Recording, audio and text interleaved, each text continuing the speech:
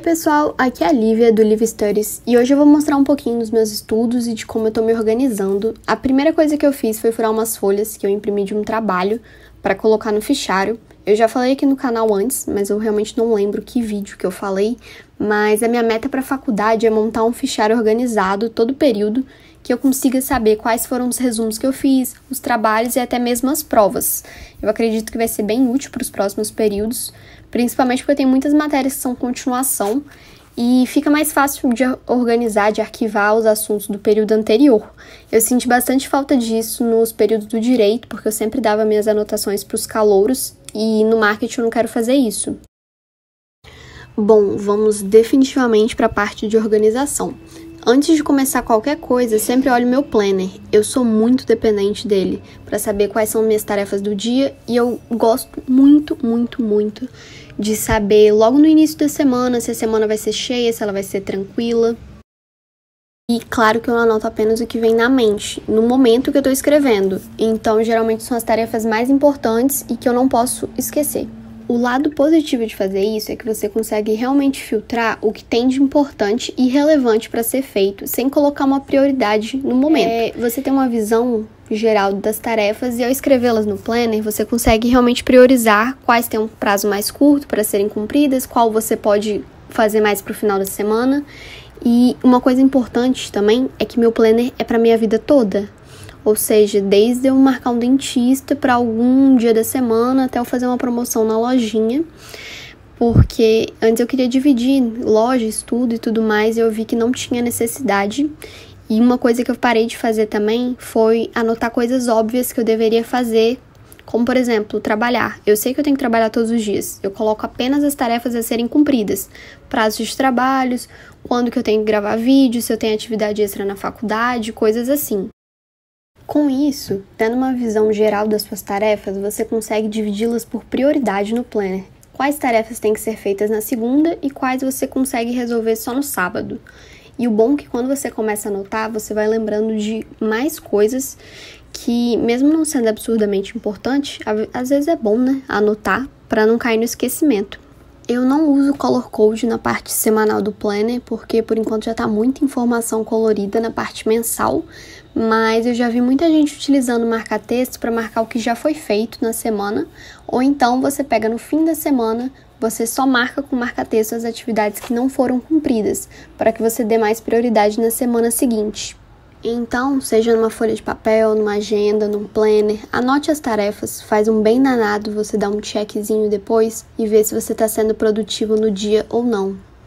Depois de estabelecidas as metas da semana, eu fui vendo quais eu deveria realmente colocar como prioridade, como número 1 da lista. E eu tenho um trabalho de marketing que eu preciso fazer um plano de marketing para alguma empresa, e obviamente eu escolhi a minha. E esse trabalho, no caso, é para segunda-feira, ou seja, amanhã. Isso mesmo, deixei para a última hora.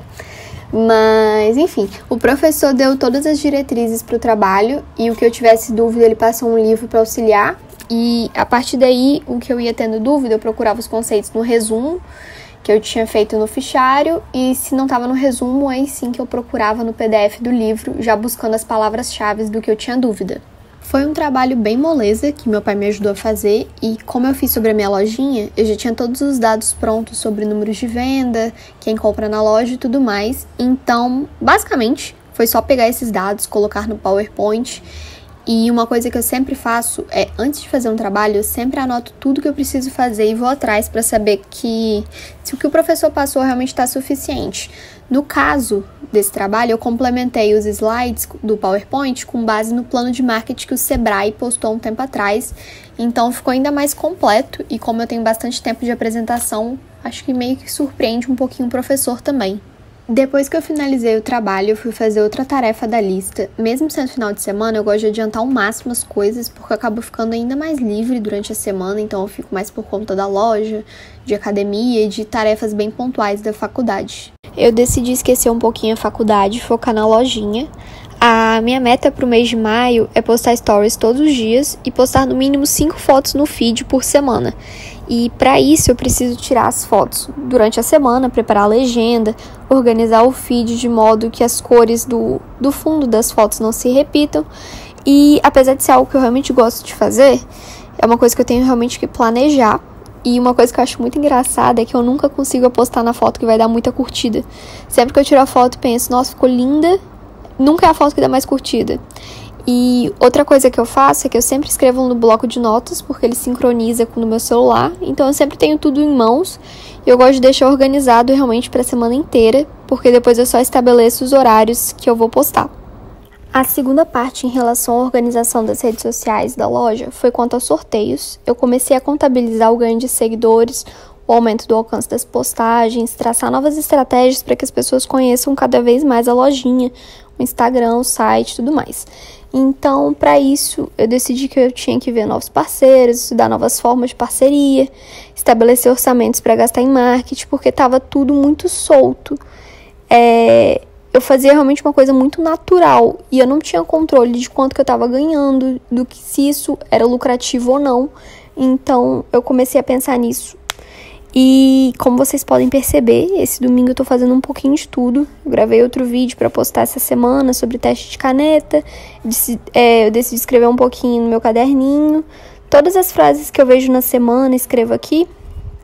Eu sempre pego para ler algumas coisas que eu escrevi. Eu acho bem interessante a gente ver como que a gente muda durante o tempo. Eu tô na metade do caderno já e eu tenho ele há 3 anos, então eu consigo ver todas as minhas fases. Eu acho bem gostoso de ler depois. E eu já falei dele aqui no canal, acho que o nome é Caderno de Sentimento, alguma coisa assim. E sério, eu indico todo mundo fazer um. É muito legal depois você ler e você ver realmente como você era, como que você tá, se as suas opiniões mudaram e tudo mais. E pra finalizar a tarde do jeito que eu gosto, eu terminei a série que eu tava assistindo no Netflix.